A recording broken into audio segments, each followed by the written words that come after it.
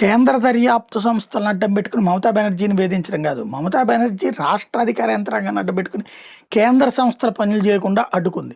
ఆ అధికారుల్ని కూడా వెధవ పనులు చేసిన అధికారిని కాపాడుకొచ్చింది. ఎందుకంటే తన కోసం వెధవ పనులు చేస్తారు.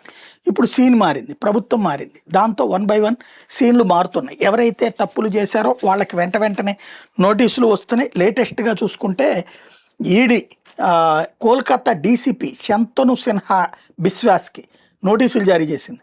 ఇతను నోటోరియస్ సోనాపప్పు సిండికేట్కి సంబంధించినటువంటి కేసులో స్వయంగా పోలీస్ డీసీపీనే నిందితుడు.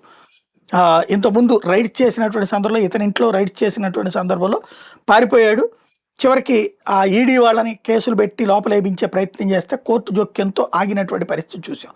ఇప్పుడు ఇతని వ్యవహారం, ఇతని ఆట ముగిసింది. ఇతనికి ఇప్పుడు ఈడీ నోటీస్ ఇచ్చి విచారణకు రమ్మంటోంది. సచ్చినట్టు ఎల్లక తప్పదు.